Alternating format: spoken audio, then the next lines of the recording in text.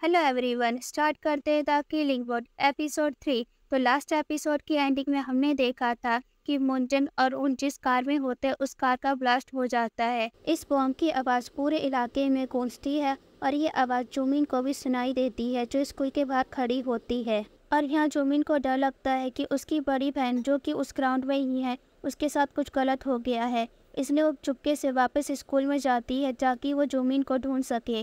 और जुहियान को ढूंढते वक्त उसे कुछ लोगों की बात करने की आवाज़ सुनाई देती है। वो चुपके से उनकी बातें सुनने लगती है और पूरी वीडियो रिकॉर्ड करती है।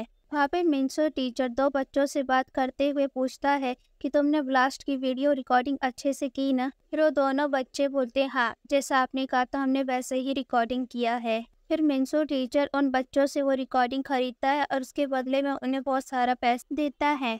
और जुमिन इस पूरी सिचुएशन को समझने की कोशिश कर रही होती है, तभी उसे दिखता है कि मिंसू उसी की तरफ आ रहा है, इसलिए वो वहाँ से भाग जाती है। फिर वो घर पहुँच जाती है, लेकिन वो अभी भी स्ट्रेस में होती है क्योंकि वो जुहिन से कांटेक्ट नहीं कर पा रही है। और अगली सुबह फाइनली जुहिन अपने घर पहुँच जाती है और सारे न्यूज़ चैनल में न्यूज़ दिखाई जा रही होती है कि कार ब्लास्ट की वजह से उनकी मौत हो गई है। और पुलिस ऑफिसर मुनजंग को भी बहुत चोट आई हुई है और वो अस्पताल में अपनी जिंदगी के लिए लड़ रही हैं। और न्यूज़ में एक फेमस रिपोर्टर जिसका नाम है दोही, वो बता रही होती कैसे मुंजक एक अच्छा पुलिस ऑफिसर है जो कि अपनी ड्यूटी कर रहा था और डॉग मार्च जबकि मुंजन को भागते हुए हिचकिचा नहीं सकता तो हम लोगों की क्या परवाह करेगा। और ये न्यूज़ सुनकर जोह्यून टेंशन में आ जाती है कि मुंजन की हालत बहुत सीरियस है। बॉम्ब ब्लास्ट होने के बाद से ही उसने मुंजन को नहीं देखा और बाकी पुलिस वालों को भी नहीं पता होता कि उसकी हालत कैसी है। और दूसरी तरफ मुंजन की टीम बॉम्ब ब्लास्ट की इन्वेस्टिगेशन करने स्कूल ग्राउंड में जाती है, लेकिन बड़े गवर्नर ऑफिसर के कुछ लोग उसे रोक लेते हैं और कहते कि तुम लोग यहाँ पर इन्वेस्टिगेशन नहीं कर सकते। वहीं मुंजन की इस टीम को समझ नहीं आता ये कौन लोग हैं जो हमें इन्वेस्टिगेशन से रोक रहे हैं, और वहाँ पे उन्हें गिव अप करके जाना पड़ता है। और वो लोग जाने ही लगते हैं तभी मिस्टर पुलिस ऑफिसर सू को दिखता है कि कोई तो क्राइम सीन की फोटो को क्लिक कर रहा है। और मिस्सू बोलता है कि क्राइम सीन की फोटो खींचना अलाउड नहीं है, जो तुमने फोटो खींची है उसे डिलीट कर दो। और ये आदमी कोई और नहीं बल्कि मिंसू ही होता है।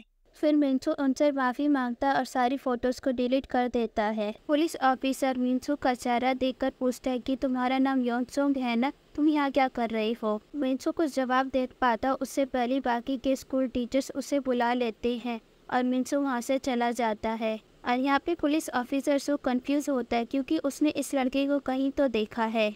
और यहाँ पर जोह्यून अभी भी मुंजन से कांटेक्ट नहीं कर पा रही होती है। अब जोह्यून डिसाइड करती है कि वो चुपके से हॉस्पिटल जाकर मुंजन से मिलेगी और पुलिस चीफ भी आया होता है मुंजन से मिलने। अब हमें दिखाया जाता है न्यूज़ में जो बातें बताई जा रही है कि मुंजन की हालत बहुत सीरियस है, वो मौत के दरवाजे पर है। ये सारी बातें झूठी होती है क्योंकि मुंजन को सिर्फ हाथ और पैर पर थोड़ी सी चोटें आई होती है। और पुलिस चीफ उन दोनों पे चिल्लाता है ये कहकर कि तुम लोगों को इतना झूठ बोलने की क्या ज़रूरत थी। अगर किसी को पता लग गया कि मुंजन की हालत बिल्कुल ठीक है तो पुलिस की ही बदनामी होगी। दूही कहती जो हो रहा है अच्छे के लिए हो रहा है क्योंकि अब लोग पुलिस की साइड ले रहे हैं और लोगों को लग रहा है कि डॉग मार्च ने मुंजन के साथ जो किया है वो गलत है। इस चीज़ का हम फ़ायदा उठा सकते हैं। जितनी पब्लिक डॉग मार्च के खिलाफ जाएगी हम उतनी जल्दी किलिंग बोर्ड को बंद कर सकते हैं। उसी वक्त मुंजन के पास पुलिस ऑफिसर सू का कॉल आता है जो बताता है कि उनकी बॉडी का पोस्टमार्टम हो चुका है और उसे बॉम्ब ब्लास्ट से पहले किसी ने जहर दिया था और कैसे जल्द ही कीचुई का अंतिम संस्कार होने वाला है। मुंजन कहते हैं कि डॉग मार्च बहुत ही शातिर है, वो बहुत ही अच्छी प्लानिंग कर कर ये सब कुछ कर रहा है। और जब कीचल का अंतिम संस्कार होगा तो चांसेस है कि डॉग मार्च वहाँ पे भी आ सकता है। पुलिस चीफ और दोही के जाने के बाद तभी इसके बाद जोह्यून चुपके से उसके रूम में आ जाती है और मुंजन पूरी तरह ठीक है ये देखकर उसको बहुत ज़्यादा गुस्सा आता है। फिर वो उस पर चिल्लाती है और कहती है क्या तुम पागल हो, क्या तुम्हें पता तुम्हारे इस झूठ की वजह से हमें कितनी परेशानी हो सकती है। अगर लोगों को पता चल गया कि तुम ठीक हो फिर लोग पुलिस पर ट्रस्ट नहीं करेगी और पुलिस वालों की रेपुटेशन खराब हो जाएगी। मुंजन कहते कि सब करना ज़रूरी था, एटलीस्ट इस हादसे की वजह से लोगों को रियलाइज़ हो रहा है कि डॉग मार्च जितना अच्छा लग रहा है उतना अच्छा है नहीं। इनफैक्ट वो हमारी सोसाइटी के लिए काफ़ी डेंजरस है। और जब तक ये राज हम सबके बीच में रहेगा तब तक कोई प्रॉब्लम नहीं आएगी, तो तुम ज़रा शांत हो जाओ। अब हमें दिखाया जाता है इतना बड़ा बॉम्ब ब्लास्ट होने के बाद भी मुंजन की जान कैसे बच गई। बॉम्ब ब्लास्ट होने से पहले कार में से धुआं निकलने लगा और इस धुएं को देखकर मुंजन पहले ही कार से निकल गया और उसने उनको भी बचाने की कोशिश की। और वहीं जूhyun स्कूल ग्राउंड में थी, उसने ये धुआं देखा और भागकर मुंजन के पास गई और जैसे ही उसने मुंजन को पीछे खींचा तभी बॉम्ब ब्लास्ट हो गया और उसमें उनकी जान चली गई। और हमने पिछले एपिसोड में देखा था कि मिनसो किसी से चैट कर रहा था किसी प्लान के बारे में। तो आज के एपिसोड में हमें पता चलता है मिनसो किसी एग्जीक्यूटिव नाम के आदमी से बात कर रहा होता है और वो उसे बताता है कि कैसे उसके पास बॉम्ब ब्लास्ट का क्लियर वीडियो है जिससे डॉग मास को फायदा हो सकता है। उसी वक्त वहाँ पर मिनसो की मम्मी यानी मिस यंग वहाँ पर आ जाती है और मिनसो जल्दी से चैट बंद कर देता है। यंग बोलती कि आजकल लोग कितने इंटरेस्टेड थे किलिंग वॉट की वजह से, लेकिन इस मौजूद पुलिस ऑफिसर की वजह से सब कुछ खराब हो गया।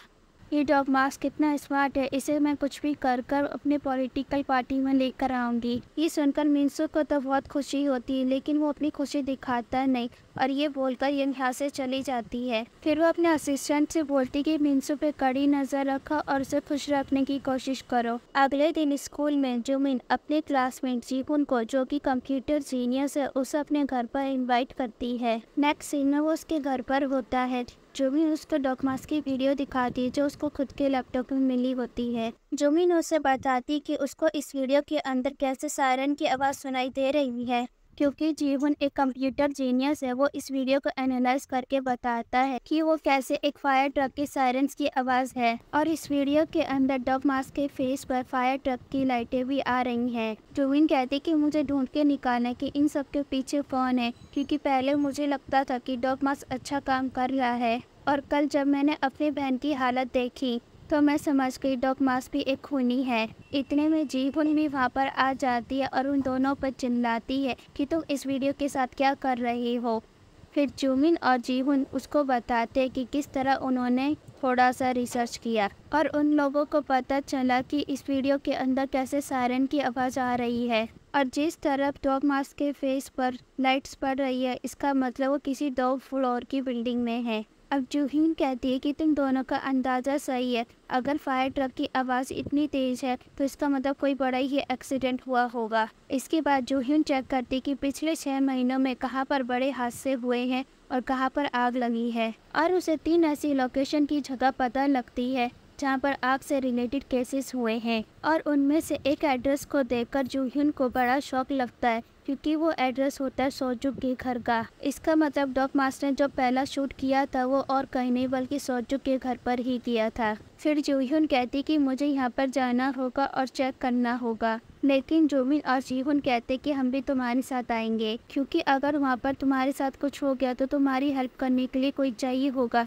तो इस पर जूhyun भी मान जाती है। फिर वो तीनों सोजुक के घर पर पहुंच जाते हैं और यहाँ पे जीहुन मुंजन को मैसेज करती है कि कैसे उसे पता लग गया है कि डॉग मास्क ने अपनी पहली वीडियो सोजुक के घर पे ही शूट की थी और अब वो सोजुक के घर जा रही है इन्वेस्टिगेशन करने के लिए। ये मैसेज पढ़ते ही मुंजन पुलिस ऑफिसर सू के साथ अपने कपड़े एक्सचेंज कर लेता है और वहाँ पर उसे हॉस्पिटल में रहने का कहकर खुद सोजुक के घर के लिए निकल जाता है। और यहाँ पे जूhyun उन दोनों को कहती है कि चाहे कुछ भी हो जाए कि तुम दोनों अंदर मत आना और अगर मैं 20 मिनट में बाहर ना आऊँ तो तुम दोनों पुलिस कंप्लेंट कर देना।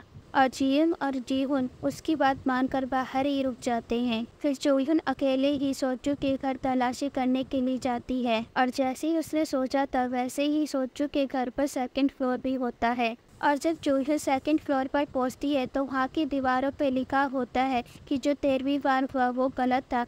जूhyun को ये बात समझ नहीं आती। इतने में वहाँ पर एक आदमी आ जाता है और वो उसके सर पर मार देता है और यहाँ पर 20 मिनट बीत जाते हैं लेकिन जूhyun बाहर नहीं आती। अब यहाँ पे जुमिन और जीहुन परेशान होने लगते हैं, लेकिन इतने में मुंजन वहाँ पर आ जाता है। फिर जुमिन उससे बोलती कि मेरी बहन अंदर है, उसे बचा लो। फिर मुंजन भी के घर में चला जाता है। मुंजन 2nd फ्लोर पर जाता है और वहाँ पर उससे जूhyun बेहोश मिलती है। मुंजन उसे उठाने की कोशिश करता है, लेकिन इतने में वही आदमी मुंजन पे भी अटैक कर देता है। फिर उन दोनों के बीच बहुत बड़ी फाइट होती है, जिसमें वो आदमी भाग जाता है। अगले दिन जूहुन पुलिस डिपार्टमेंट को इस हादसे के बारे में बताती है और फिर पुलिस वाले सोक्जू के घर पर तलाशी करने पहुंच जाते हैं। पर इस पूरे सीन को सामने वाली खिड़की से वही छुपकर देख रहा होता है और ये और कोई नहीं बल्कि मिंसू होता है। क्योंकि ये पूरा हादसा सोजू के घर पे हुआ है, तो मुंजन और जीवन डिसाइड करते कि इस बारे में सोजू से ही पूछताछ करनी चाहिए,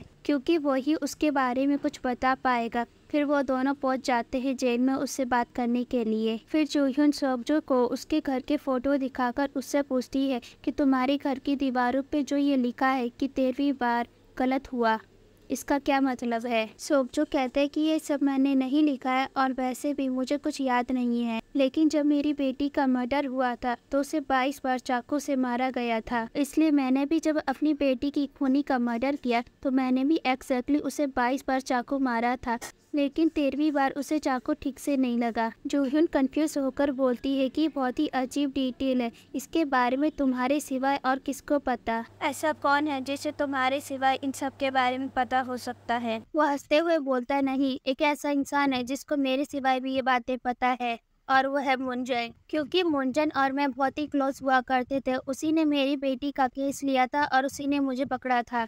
फिर सोजू ये भी बोलता है कि तुम मुंजन पे ज्यादा भरोसा मत करना, पता नहीं कौन सा राज छुपा के बैठा हो। फिर मुंजन सोजू की तरफ देखते हुए बोलता है कि तुम ये क्या बकवास कर रहे हो, और तब सोजू बिना जवाब दिए वहाँ से चला जाता है। ये सब सुनने के बाद जूहुन का नजरिया बदल जाता है और उसे सच में लगता है कि मुंजन उसे कुछ छुपा रहा है। दूसरी तरफ कीचुल का अंतिम संस्कार किया जा रहा होता है और उसकी फोनर वाइफ डिसाइड करती है कि वो जूहुन को सब कुछ सच बता देगी, और जैसे ही वो उसको मैसेज करने वाली होती है वही वहाँ पे आकर उसका गला दबा देता है। थोड़ी देर में लोग जब वहाँ पर आते हैं तो पाते कि रास्ते में बहुत सारे पैसे गिरे हुए, और इन पैसों की लाइन को फॉलो करते हुए वो एक कमरे की बाहर आ जाते हैं। फिर उन्हें दिखता है जिस तरह कीचुल को मारा गया था उसी तरह उसकी बीवी को भी मार दिया गया है और उसके सर पर चाकू से किलिंग वर्ड का निशान बनाया गया। दूसरी तरफ जब जूहुन और मुंजन जेल से बाहर आ रहे होते हैं तो उसे पता चलता है कि डॉग मास ने लाइव स्ट्रीमिंग स्टार्ट कर दी है। उस लाइव स्ट्रीमिंग में डॉग मास बोलता है, सॉरी मैं अचानक ही आ गया, लेकिन मुझे कुछ स्पेशल बताना है आप लोगों को।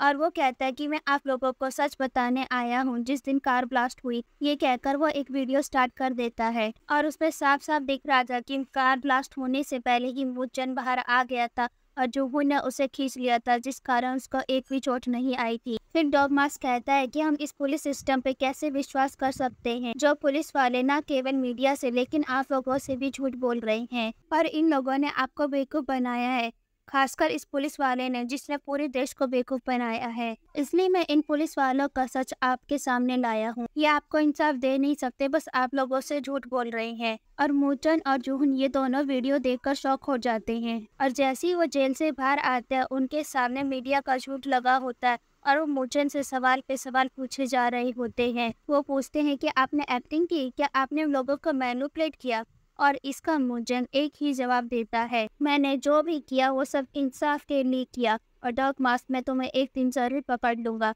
और इसी के साथ ये एपिसोड यही खत्म हो जाता है।